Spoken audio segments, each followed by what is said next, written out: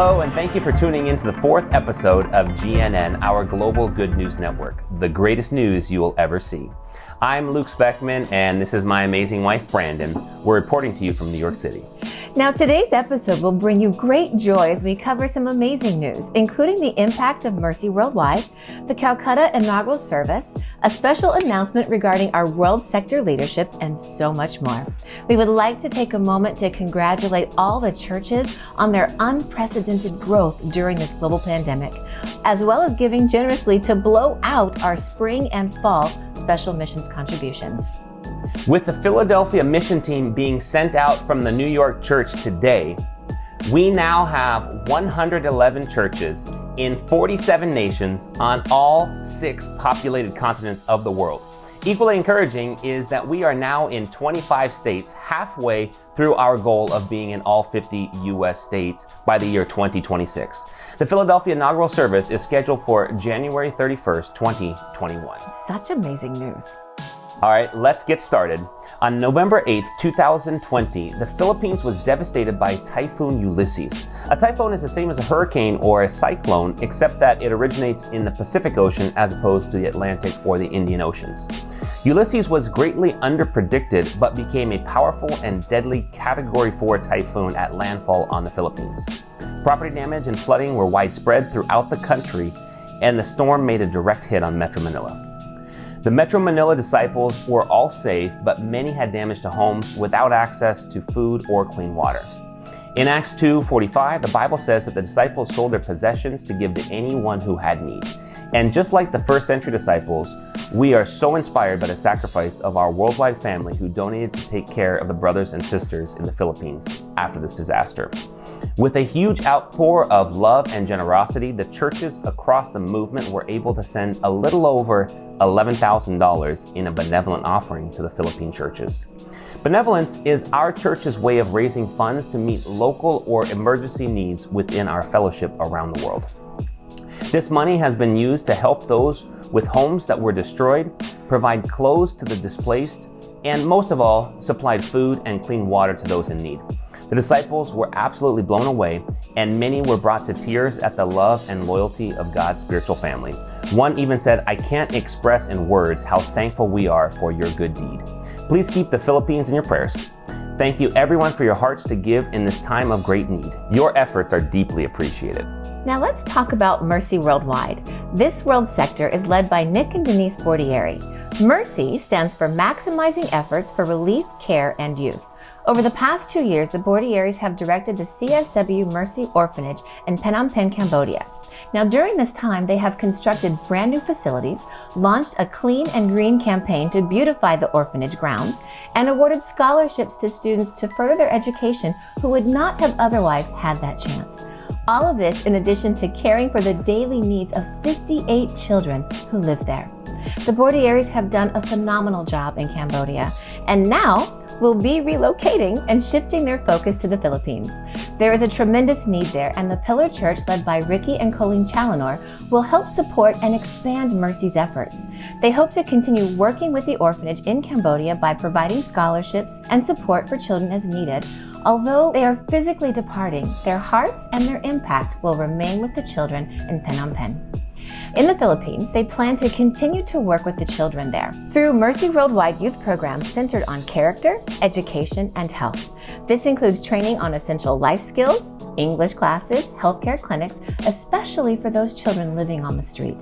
They plan to work with the Philippine government, local agencies like the Red Cross, to develop programs to prepare for and respond to natural disasters in the Philippines, like the devastating typhoon that happened last month. Thank you, Nick and Denise, for your vision and for your hearts to serve those in our developing nations and for bringing mercy wherever you are called. We are excited to see the Heart of Mercy relocate to the Philippines. The American Red Cross is a prominent international humanitarian organization. The ICC has partnered with the Red Cross for well over a decade with various programs like disaster preparedness, home safety, and our annual blood drive. Blood donation is an instrumental part of Mercy Worldwide's partnership with the Red Cross. We're helping to achieve their mission of supplying blood to those in need. Our first project was a blood drive in 2008 that began with only 100 donors in Los Angeles, California. Our partnership with the Red Cross has continued throughout the years, and this past month we began our first national blood drive with 30 cities participating. So far, we have had over 550 donors, with 10 cities left to complete their blood drives. The holiday season is a critical time because blood donations are at their lowest. The pandemic has reduced the blood supply and the number of donors even further. Despite the added challenges due to COVID-19, we are so proud of every disciple across the United States that donated blood, donated their time, invited friends, and went above and beyond to make this blood drive a great success. With the 550 units of blood already collected, we are able to help over 1,600 people have another chance at life. And this has only been made possible because of your giving hearts. A big thank you, family, for the work you do to save people spiritually and physically during this time. Now, Matthew 18, verse 4 says, "Children are the greatest in the kingdom." And during this holiday season, we come together as a movement to celebrate those who are the greatest. We are extremely excited for the 13th annual Mercy Worldwide Toy Drive. To guarantee success, let's all remember to be safe and creative as we consider COVID-19 restrictions. It is important to give first to families and children in need within your fellowship, then select a local organization or school you can partner with to locate families in need within your community. As you gather the gender and age of each child, the goal is to give every kiddo a toy this season. Some churches have decided to send Amazon gift cards, some are shipping toys to the children, and some, like Sao Paulo, are giving sweet personalized rag dolls to children in a local orphanage. Proverbs 28:27 says, "Whoever gives to the poor will lack nothing," and there is absolutely nothing that can replace the precious smile on each child's face as they see the care, consideration, and love embedded in each gift you give. Wow, what incredible news from Mercy Worldwide. Let's turn to the Sages World sector and the planting of Calcutta, India. As Numbers 14:21 says, "All the earth will be filled with the glory of the Lord," and the disciples have truly displayed this glory in Calcutta. Let's turn it over to Debs Rajan for a detailed report of the inaugural service. She and her husband Raja oversee the churches in India and currently lead the church in New Delhi. Debs, over to you. Thank you so much, Luke and Brandon. I'm excited to bring you good news from Calcutta, the city of joy. John and Salma are the appointed evangelist and women's ministry leader for the newly planted Calcutta International Christian Church. 10 soldier disciples left their jobs and family and boarded the train to Calcutta, which is a 17-hour journey to eastern India. It is important to note that every state in India has its own local language. In Calcutta, the local language is Bengali, which no one on the mission team speaks. Early in the week, Raja and I arrived to help with preparations for the upcoming inaugural service held on Sunday, November 22nd. In the short time we were there, we got with the mission team members and encouraged them to keep their eyes on God. I was even able to jump into the studies of a young campus student named Melanie. Pratap and Maggie, who lead the Chennai church, along with Tamal and Jayashri, the leaders of the Bangalore church, joined us for the inaugural service.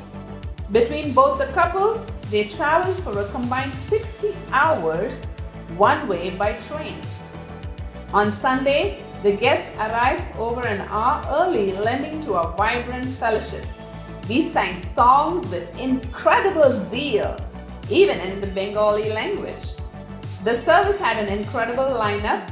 My daughter in faith, Salma, shared her heart vulnerably for communion. The contribution charge was given by Pratap and Maggie. Raja and I did the welcome. John preached a sermon from Mark chapter 2 about the paralyzed man and his friends. John's father, who had been in Calcutta, was present to hear this message.